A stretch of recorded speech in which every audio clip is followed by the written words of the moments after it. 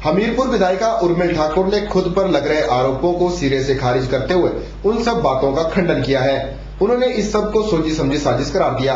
गौरतलब है कि उस दिन पूर्वी सुजानपुर मंडल अध्यक्ष ने उर्मिल ठाकुर सहित कुछ भाजपा नेताओं पर लोकसभा चुनाव के दौरान पार्टी के विरुद्ध काम करने के आरोप लगाए थे। हमीरपुर में आयोजित एक पत्रकार वार्ता को संबोधित करते हुए हमीरपुर विधायिका उर्मिल ठाकुर ने अपना मोर्चा खोल दिया है। गौरतलब है कि 2 दिन पूर्व भी भाजपा सुजानपुर मंडल के मंडलाधिकारी ने पत्रकार वार्ता में भाजपा के 5 नेताओं और कार्यकर्ताओं के नाम उजागर किए थे, जिन्होंने लोकसभा चुनाव के दौरान पार्टी के खिलाफ काम किया है। मंडलाध्यक्ष ने अपने पत्रकार सम्मेलन में भाजपा की हमीरपुर विधायिका उर्मिल ठाकुर पर भी शक की सुई को घुमाया था। इसी बात को नकारते हुए हमीरपुर विधायिका उर्मिल ठाकुर ने आयोजित पत्रकार वार्ता में इस बात का खंडन किया है। उन्होंने कहा कि सुजानपुर मंडल अध्यक्ष और कुछ स्वार्थी लोग बंद कमरे में बैठकर अपनी राजनीति को चमकाने के लिए भाजपा के वफादार लोगों को पार्टी से बाहर करने की साजिश रच रहे हैं। उन्होंने कहा कि इसे बर्दाश्त नहीं किया जाएगा। मंडल अध्यक्ष और चंद स्वार्थी लोग बंद कमरे में बैठक हुई और जो पार्टी के वफादार सिपाही हैं उनको निकालने की एक साजिश रची। ज्यादा अच्छा होता अगर मंडल की मीटिंग बुलाते, मंडल का एक खुला हाउस बुलाते और उसमें ये पूछते कि किस किस ने पार्टी के एंटी काम किया, किस किस का उसके सामने अगर ये बात रखी जाती तो मैं ये समझती कि पार्टी को इससे बल मिलता और आने वाले टाइम में एंटी पार्टी एक्टिविटी पर पूर्ण विराम लगता। ये समय आत्ममंथन का है, ना कि पार्टी से पार्टी के लोगों को बाहर करने।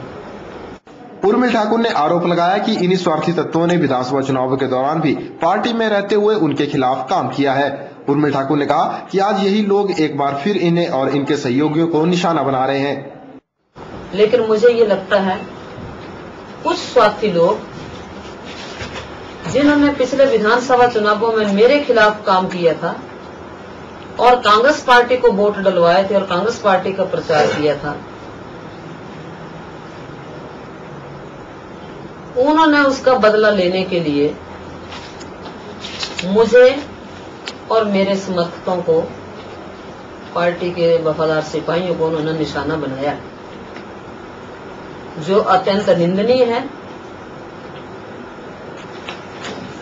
मंडल अध्यक्ष और चंद लोग बैठकर फैसला नहीं कर सकते, उनको ये अख्तियार किसने दे दिया? मंडल का मतलब पूरी कार्यकारिणी और इस तरह से निष्कासन का मतलब है पूरे हाउस की बैठक बुलाना होता है, जो उन्होंने नहीं किया है।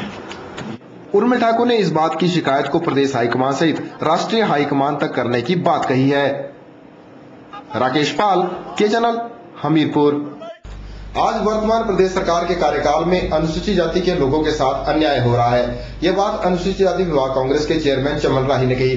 चमन राही सुंदरनगर में आयोजित एक बैठक के दौरान बोल रहे थे। इस मौके पर चमन राही ने अनुसूचित जाति के लोगों की समस्याओं से संबंधित एक ज्ञापन महामहिम राज्यपाल को भी सौंपा। बीते रोज सुंदरनगर में अनुसूचित जाति विभाग कांग्रेस की एक बैठक का आयोजन किया गया। बैठक की अध्यक्षता अनुसूचित जाति विभाग कांग्रेस के चेयरमैन चमन राही ने की। बैठक में मंडी जिला अनुसूचित जाति से संबंध रखने वाले लोगों ने भाग लिया। बैठक उपरांत अनुसूचित जाति विभाग कांग्रेस के चेयरमैन चमन राही ने आरोप लगाया कि आज वर्तमान प्रदेश सरकार दलितों के साथ अन्याय कर रही है। उन्होंने कहा कि आज सरकारी योजनाओं में भी लोगों को न्याय नहीं मिल पा रहा है। गौरतलब है कि इस मौके पर अनुसूचित जाति विभाग कांग्रेस के चेयरमैन ने इन्हीं सब बातों को लेकर महामहिम राज्यपाल को भी एक ज्ञापन सौंपा। दलितों के ऊपर दिन प्रतिदिन अत्याचार बढ़ रहे हैं प्रदेश सरकार में, और उसके लिए जो सरकारी स्कीमें हैं उनमें भी शासन और प्रशासन की तरफ से उसमें भी लोगों को न्याय नहीं मिल रहा है। जब से बीजेपी की सरकार बनी है तो जो भारत सरकार की स्कीमें हैं, जो भारत सरकार के कार्यक्रम हैं, वो दलितों तक, अनुसूचित जाति, जनजाति, पिछड़ा वर्ग, अल्पसंख्यक सभी लोगों तक पहुंचे और लोगों को उसमें न्याय मिले।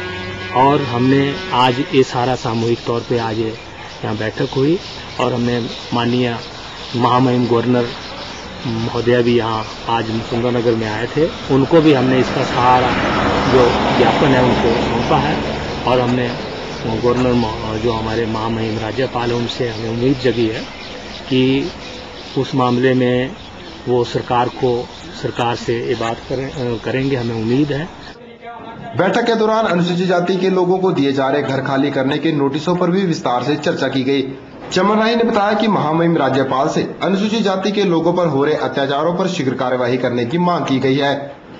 जो अवैध कब्जे, जिसको सरकार मानती है कि अवैध कब्जे किए हैं, तो उसमें अवैध जो लोग 40 सालों से 50 सालों से मंडी या सुंदरनगर, पंडो या दूसरी जगह रह रहे हैं, सरकार ने बिजली लगाई है, उनको विभागों ने, सरकार के विभागों ने उनको पानी लगाया है, पानी की व्यवस्था जुटाई है, सरकार के विभागों ने उनको राशन कार्ड बनाया है, सरकार के विभागों ने उनके मतदाता पहचान पत्र बनाए हैं।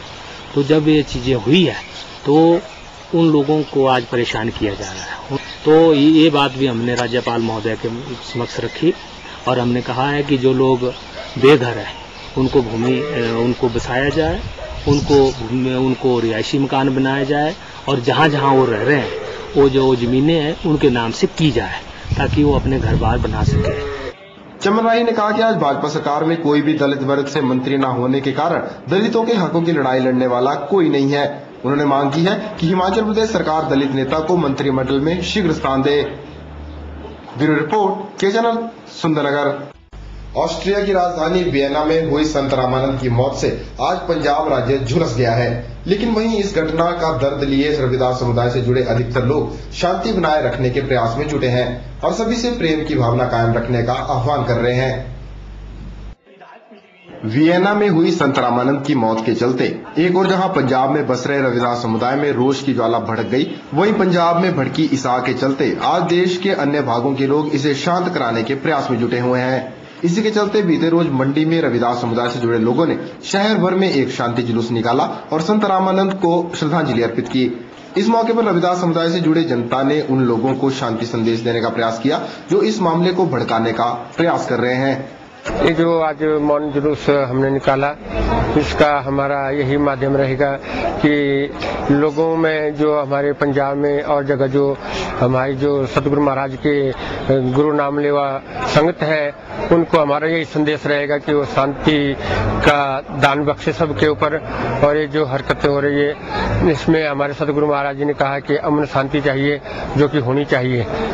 इसका भरपाई तो हम नहीं कर पाएंगे, परंतु उस प्रभु से हम निवेदन करेंगे उनकी आत्मा को शांति दे और वही पैगंबर फिर दोबारा हमारे आए, ताकि हम जैसे दलित वर्गों का जो हमें जो उभार रहे थे, उनका जो है उन जो है गठन कर रहे थे, उसको जो है हम चाहते हैं कि सब मिलजुल कर जो है शांति से इस जो दुख भरे समय को काटे।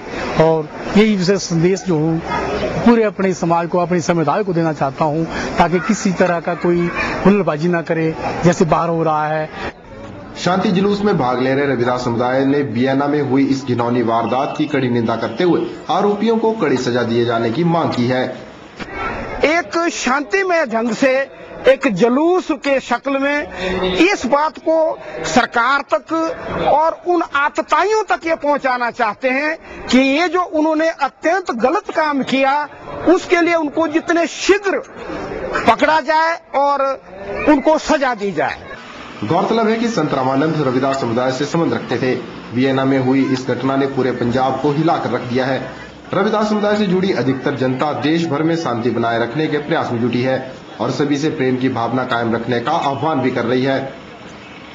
ब्यूरो रिपोर्ट, के चैनल, मंडी।